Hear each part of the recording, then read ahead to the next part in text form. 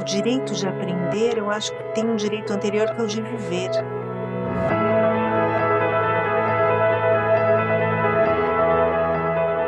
A escola é um lugar que todo mundo se reúne, todo mundo brinca, um lugar protegido, que é uma casa assim que todo mundo cuida. Toda criança é um inventor, é um cientista. Que modelo de escola nós queremos? Muitas pessoas esperam assim, a criança como algo que um dia vai ser, né? E a criança não é um dia, ela é hoje. Eu sou movido por esse desejo de que as crianças tenham mais voz, para que as crianças sejam melhor compreendidas.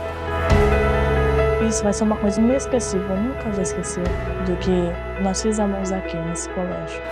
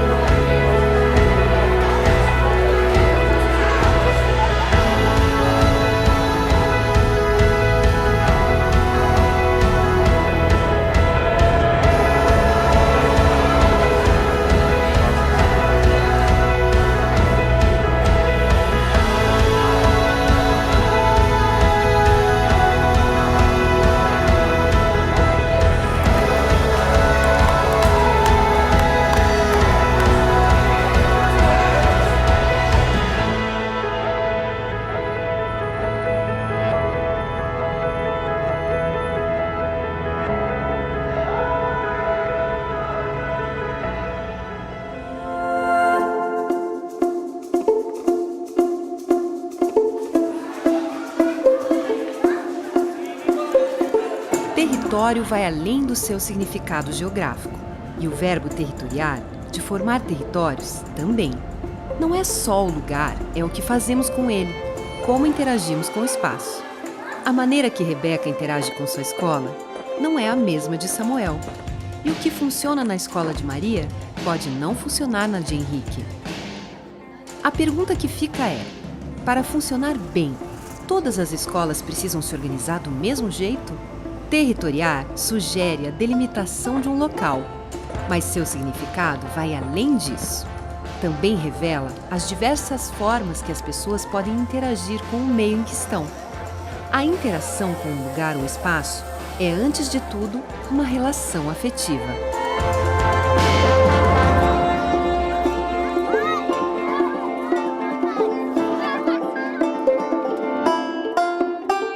Além de nós sermos filhos de uma família, a gente é filho de uma casa, a gente é filho de um bairro, a gente é filho de uma cidade, de um território. E a identidade é construída a partir disso. Se a gente pensa, né, que a gente se constitui no espaço concreto, nas relações, né, do lugar onde eu ocupo, do lugar onde eu vivo, né, todas essas relações elas são constituintes de conhecimento. É na interação com o meu bairro, com o meu vizinho, com outras crianças, né, que a gente troca conhecimento e constrói conhecimentos coletivos.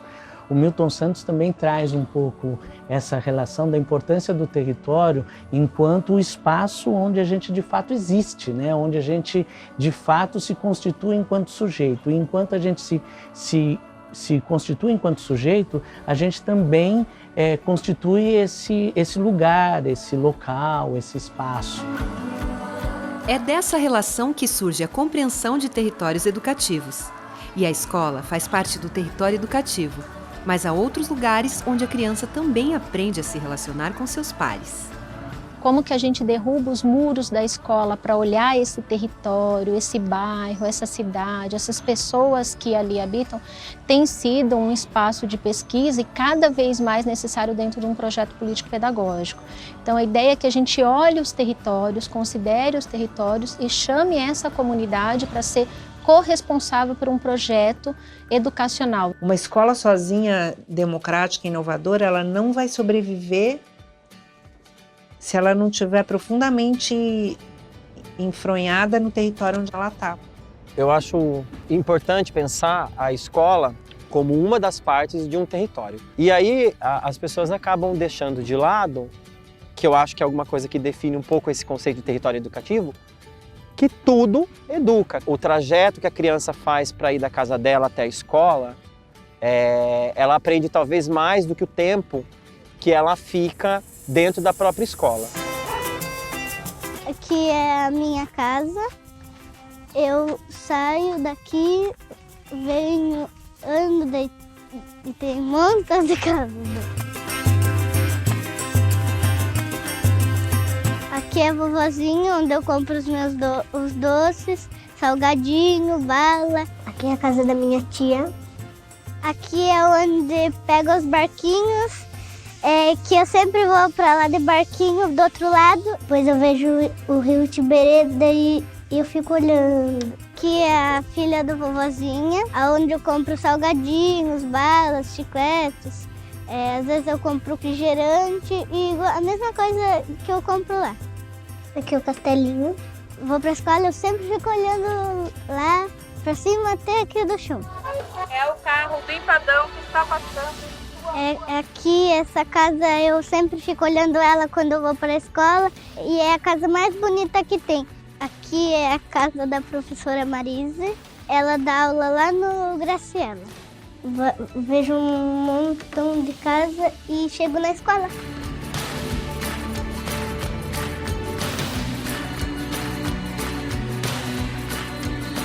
E aqui é a minha escola. O nome dela é Escola Graciela. Além de estabelecer relações com o território em que se insere, as crianças também são influenciadas pelos espaços físicos que compõem a escola.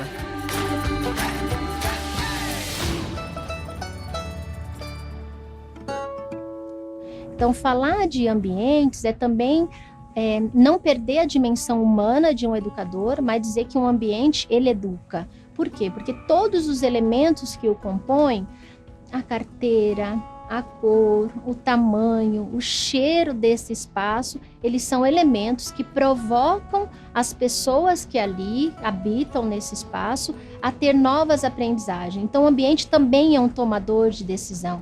E dentro do ambiente da escola, né, quando a gente olha, né, quais são os espaços, quais são as salas, o que compõe aquele corredor, o que compõe aquele auditório, aquele parque, a gente olha a qualidade dele e o tempo que é oportunizado para cada um desses espaços. Por isso que a gente diz que espaço e tempo, eles são indissociáveis, porque, né, o espaço ele comunica por suas paredes, né, por seus elementos, e o tempo ele tem que ser utilizado com qualidade, respondendo esses diferentes espaços onde as crianças circulam. Acho que a melhor forma de compreender isso, nós adultos, é lembrar de quando a gente está fazendo um curso, está assistindo uma palestra e passam 2 horas, 3 horas e a gente está lá assistindo a palestra. O quanto o nosso pensamento já foi para vários outros lugares, o quanto é difícil, na medida em que o tempo vai passando, manter a concentração. E como seria bom variar, sair um pouco, né, fazer alguma coisa para daí voltar renovado para aquela sala em que aquele conteúdo está sendo transmitido e alguma vivência está sendo aplicada e tal. Para a criança, assim, se é diferente disso, é para pior, né? Essa escola precisa ser pensada, esse tempo e espaço, essa forma de organização, junto com tem caderno ou não tem, mistura as idades ou não. E aí vai pensar no tempo e no espaço junto. Mas a arquitetura escolar, ela tirou o tempo. Tanto que você olha qualquer revista de arquitetura, nunca tem ninguém. Nunca está chovendo, nunca está sujo. É sempre mentira. O arquiteto, para ele projetar um espaço, ele deve entender da proposta pedagógica, ele deve entender de todas as ações que ocorrem dentro do espaço, ele deve entender também muito as pessoas que estão dentro desse espaço.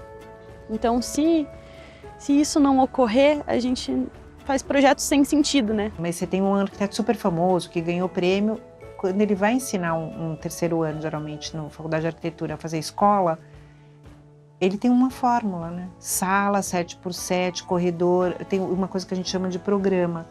Não se questiona o programa, que a minha área de pesquisa até hoje é programa de arquitetura escolar, porque o programa não tem sentido sala de aula. corredor, refeitório, solário, lactário, administração, porque se essa escola ou outra, ela não tem sentido, ela não cabe aí nesse negócio.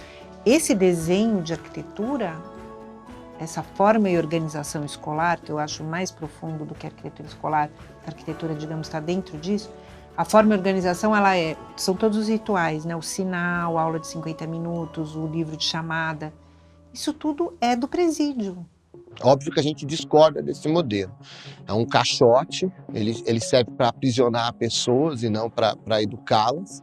Acredito que a escola, para começar a funcionar novamente, ela precisa se desescolarizar.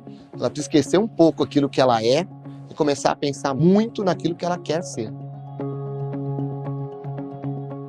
Mas existe apenas um modelo de educação? A experiência escolar é muito variada. Quando a gente vai falar da escola, a gente tem que imaginar primeiro esse amplo leque de possibilidades, de expressões da cultura escolar, na verdade, para não cometer também generalizações que possam reduzir demais assim, essa percepção do que é a educação no Brasil, o que são as educações no Brasil, que são tantas variações.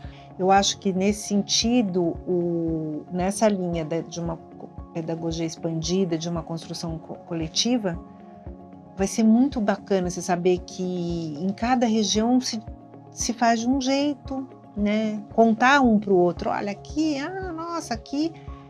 Não, todo mundo toma todinho em bolacha maisena, sendo que devia tomar chimarrão no sul e comer tapioca na Bahia, mas não tem tapioca na merenda e nem chimarrão. E é nesse ponto que a gente coloca a questão, né, das características do entorno, do território que devem estar presentes dentro da escola. De que forma, né, é explorado essa culturalidade, o território e essas dinâmicas que a criança tem fora da escola, ou por que não está dentro da escola como característica de aprendizado. Seja a riqueza da fauna, da flora, das músicas, né? E aí quando você vai numa escola, por exemplo, em Olinda, ou em Jaboatão dos Guararapes, ou em São Gabriel da Cachoeira, que as pessoas vão de barco para a escola, e põem uniforme. Por que eles estão de uniforme? Por que a aula já não é no barco? Não tem que correr para a escola, entrar na sala de aula e vai para a lousa? Eu falei, o moleque atravessou um rio de barco 4 horas. E não estava acontecendo nada. E aí agora ele está olhando para a lousa. Quem que ficou 4 horas no rio vai conseguir olhar para uma lousa? Era no rio que ele tinha que aprender, mas isso não é validado ainda. Essa consciência que vai aos poucos se formando, ela esbarra numa tradição muito forte, uma tradição docente, né, que é secular e que está expressa por uma estrutura do funcionamento da escola, que é as carteiras enfileiradas, a criança esperando o professor propor o conteúdo, né, pouca articulação do conteúdo curricular com a vida real das crianças, uma desconexão das propostas didáticas, da forma de se ensinar os conteúdos, uma desconexão disso com as culturas da infância, com o mundo simbólico da criança, com o mundo dos personagens, com os campos de interesse atuais das crianças.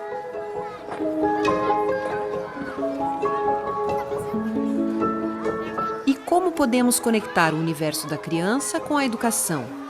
Qual o papel do brincar na escola? Dentro da escola tem 2 dimensões do brincar muito visíveis. Uma daquela da criação, da improvisação da criança, que é motivada por essa inquietude infantil de lidar com as suas angústias, com as suas memórias, suas referências culturais. Quando a criança brinca espontaneamente, aí não tem nome a brincadeira. Aí surge um monte de coisa.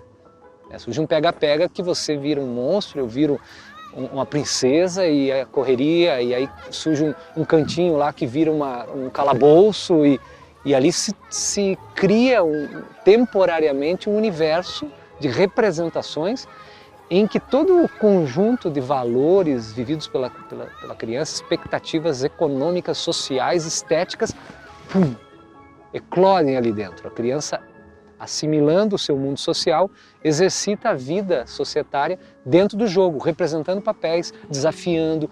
E a outra dimensão é a dimensão da brincadeira do jogo, que ele é estruturado, que o professor de educação física ensina, que ele está na quadra, que ele tem que ser aprendido, porque ele representa também um conhecimento estruturado.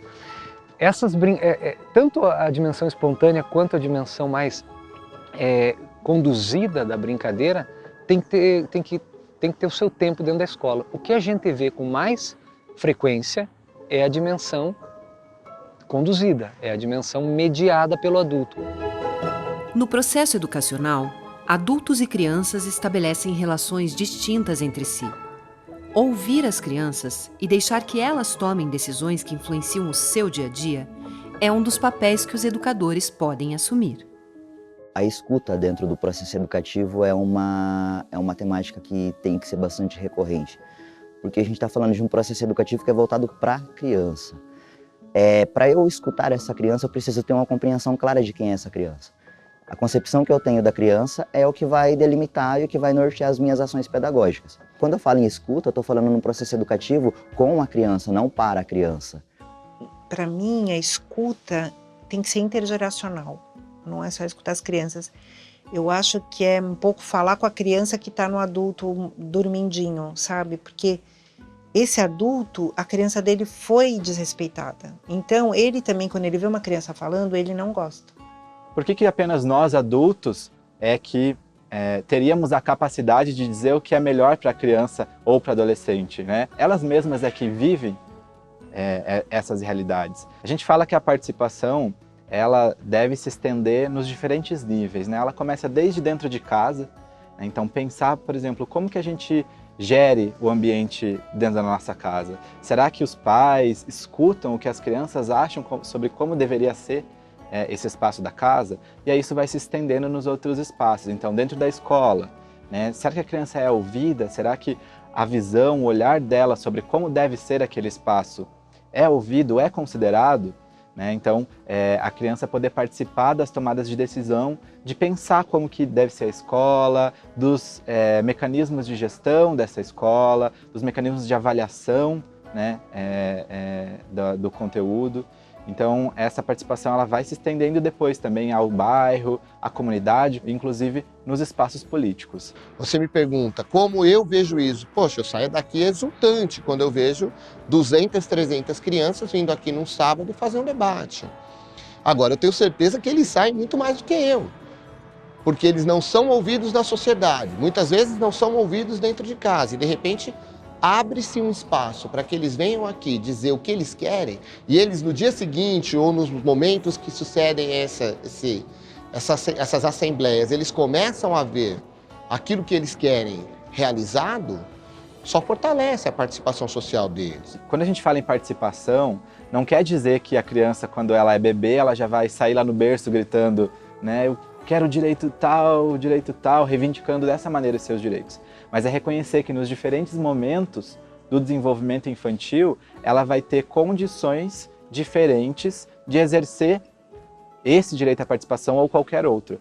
Então, por exemplo, quando a criança ela chora, quando o bebê chora, de alguma maneira ele já está reivindicando um direito. Ele está ali dizendo, eu preciso de alimentação, eu preciso de higiene, eu preciso que pare a dor que eu estou sentindo. Os desafios de questionar modelos tradicionais de educação, conceber mudanças nos ambientes escolares e trazer crianças e jovens para o papel de protagonistas motivou a criação do Territoriar.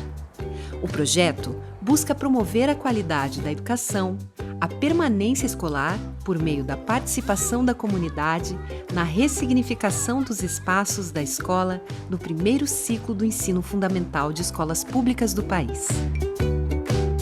Então, o projeto Territoriar, ele nasce, né, desse olhar atento para os espaços educacionais, né, como uma forma de qualificar a educação, de apoiar com que as crianças permaneçam nesses espaços, mas permaneçam com interesse. E aí o tema a ser problematizado diz da qualidade da escola, mas sobretudo do território. Para que o projeto Territoriar pudesse ser desenvolvido nas escolas, foram criados comitês multidisciplinares em cada uma das escolas participantes. Esse comitê ele era composto por professores, pela direção da escola, coordenação pedagógica, mas também por outros profissionais que ali trabalham e também pelos próprios educandos, Então, alunos e alunas que participavam diretamente desse comitê multidisciplinar, além das suas famílias. Um dos desafios foi justamente a participação infantil. Então, desde os primeiros encontros,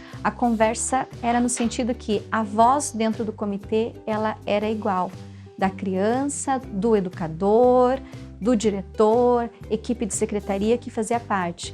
Por quê? Para valorizar essa participação e termos outros olhares. O trabalho com as crianças, na verdade, nunca foi feito assim dessa forma, Deixar aberto as crianças para colocarem suas ideias, suas sugestões, assim, a gente não tinha esse hábito de fazer, sabe? O projeto trouxe isso para nós, A gente aprendeu a ouvir mais as crianças, porque a escola é deles também, Se faz por eles, No primeiro comitê, a gente foi conversando assim, e fiquei meio assim, perdida, assim, no que estava conversando. Caminhamos pela escola, fomos anotando assim, o que tinha de bom e o que tinha de ruim. Até que chegamos no comitê que nós definimos quais seriam os lugares reformados. Quando começamos a pensar, dá-se o conflito entre aquilo que os adultos pensam para a escola e entre aquilo que as crianças pensam para a escola. Prevaleceu aquilo que as crianças pensam. A gente deu ouvido para aquilo que elas estavam gritando para a gente, que era preciso humanizar mais o espaço. E a partir desse movimento de escuta, desse movimento de formação, desse movimento de debate ali dentro desse comitê multidisciplinar, é que surgiram então as ideias, as propostas do que poderia ser transformado dentro dessas escolas. O que é isso daqui? Para que ele serve? Se eu mudar o formato, ele vai deixar de ser um cabide? Sim. Será que a gente consegue transformar ele em algo totalmente diferente? Topa um desafio?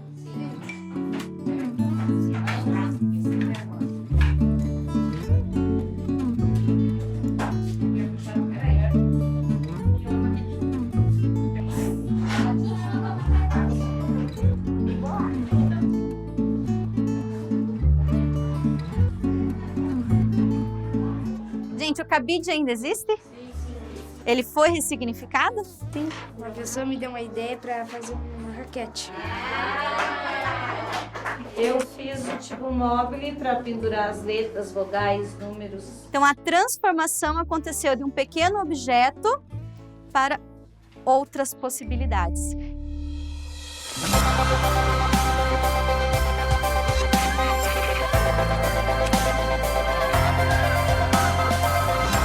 As ressignificações do projeto territorial foram realizadas considerando a convivência, a humanização, a ludicidade, a investigação e o sentimento de pertencimento em cada um dos 15 territórios em que atuou.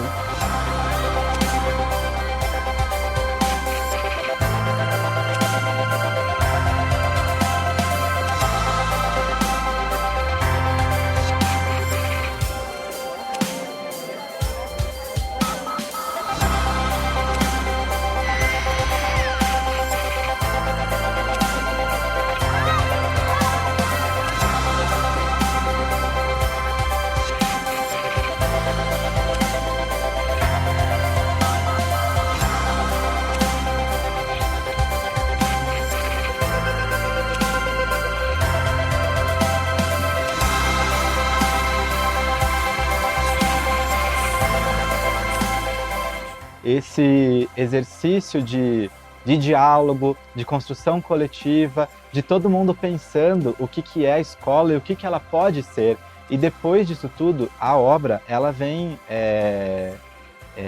coroar esse processo, inclusive para perceber como os meus sonhos, os nossos sonhos, eles podem se tornar realidade. A capacidade das pessoas foi mudando, tipo, o comportamento nosso mudou muito, bastante, porque quando aqui era abandonado, aqui até o professor era xingado. Agora não, agora que mudou aqui, o ambiente ficou mais leve, eles perceberam que com a ajuda dele, dos pais dele e com a ajuda de vocês, nós podemos conseguir o que a gente quer.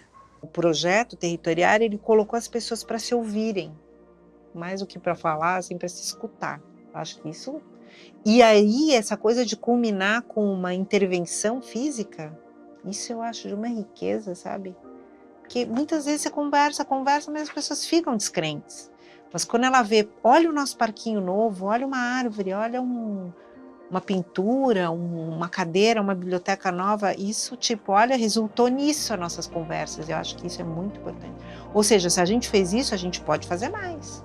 A partir do momento em que a gente consegue sentar juntos, no mesmo nível, educador, educando, famílias, outros profissionais da escola, né, tendo o mesmo poder de argumentação, tendo o mesmo poder de voto e de decisão, isso é transformador e isso tem um potencial de ampliação para além do projeto, né, nas vidas dessas pessoas e nas vidas das outras pessoas que estão no entorno e que vão vendo as coisas acontecerem e se materializarem. Eu acho que faltava para a gente ouvir um pouco a garotada. A gente estava um pouco surdo naquele momento. Quando o territorial vem e propicia esse espaço de audição, é que a gente começa a entender que eles estão gritando por um processo mais humano dentro da escola. Eles querem sair, eles querem abertura, eles querem ver o sol, eles querem ter espaço para correr, para andar, para sentar, para bater papo, para jogar. Quando a gente fala em projeto territorial, a gente não está falando em uma metodologia que veio para solucionar os problemas da educação, não é isso. Mas nesse momento especificamente a gente está falando de uma proposta que foi desenvolvida e que serviu para esse tempo e para esses territórios. Porque amanhã eu posso estar dentro de outro processo educativo, posso estar dentro de outra unidade, eu posso estar em outra instituição trabalhando. Mas eu me deparei com um desafio que era falar para as pessoas, o espaço que você habita pode ser um espaço que potencialize as suas ações. A sociedade hoje prega tanto a diferença no mundo, mas acho que a gente não vai ter diferença nenhuma se a gente fizer tudo igual sempre. Não vou mais estudar aqui, não vou fazer mais parte, mas sempre que eu puder eu vou vir. Sempre que eu puder eu vou vir aqui. Porque eu sei que tem um dedinho meu nessa história aqui no colégio. Eu sei que tem um pouquinho daqui. Quem ficar vai tomar conta de tudo que nós lutamos para conseguir. Eu sei que eles vão cuidar.